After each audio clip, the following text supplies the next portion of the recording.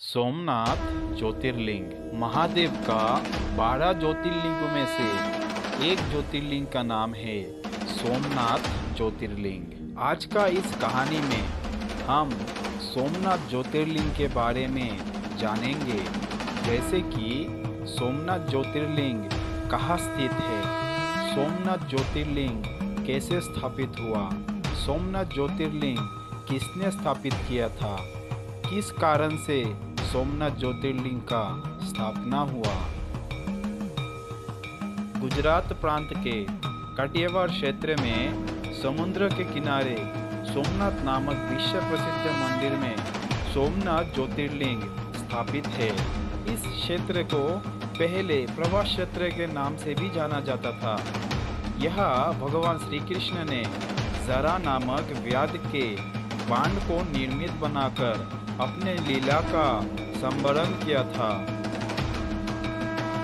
प्रजापति दक्ष यानी ब्रह्मा का मानस पुत्र, उनकी 27 कन्याएं थी। उन सभी का विवाह चंद्रदेव से हुआ था, किंतु चंद्रमा का समस्त अनुराग व प्रेम उनमें से केवल रोहिणी के प्रति रहता था। चंद्रमा का इस प्रकार कृत्य से प्रजापति दक्ष की अन्य कन्याएं बहुत अप्रसन्न रहती थी। उन्होंने अपनी ये व्यथा कथा अपने पिता को सुनाई।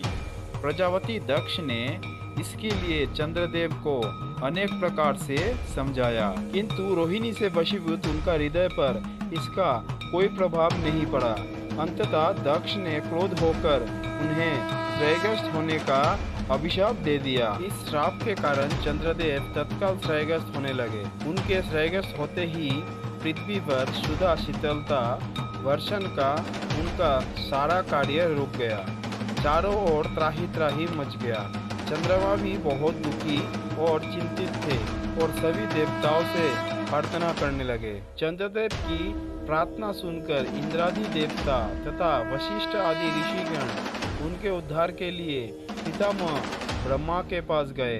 सारी बातें सुनकर ब्रह्मा जी ने कहा, चंद्रमा अपने शाप विमोचन के लिए अन्य देवों के साथ साथ पवित्र प्रभास क्षेत्र में जाकर मृत्युंजय भगवान शिव का आराधना करे। उनकी कृपा से अवश्य ही प्रजापति दक्ष का शाप नष्ट हो जाएगा और आप रोग मुक्त हो जाओगे। ब्रह्मा जी का कथा अनुसार चंद्रदेव ने मृत्युंजय भगवान शिव की आराधना का सारा कार्य पूरा किया। उन्होंने घोर तपस्या करते हुए 10 करोड़ बार मृत्युंजय मंत्र का जाप किया। इससे प्रसन्न होकर मृत्युंजय भगवान शिव ने उन्हें अमृतों का वरदान प्रदान किया और महादेव ने कहा, चंद्रदेव आप शोक ना करें, मेरे आशीर्वाद से तुम्हारा शाप मोचन तो होगा ही, साथ ही साथ प्रजापति दक्ष के वचनों का भी रक्षा हो जाएगा। प्रजापति का शाप से बचाने के लिए महादेव ने चंद्रमा को अपने जटा में स्थान दिया। पावन प्रभास क्षेत्र में स्थित इस सोमनाथ ज्योतिर्लिंग की महिमा महाभारत, श्रीमद् भगवत तथा स्कंद पुराण आदि में विस्तार से बताई गई है। चंद्रमा का एक नाम सोम भी है। उन्होंने भगवान शिव को ही अपना नाथ स्वामी मानकर यहाँ तपस्या की थी। इसी कारण से इस ज्योतिर्लिंग को सोमनाथ कहा जाता है।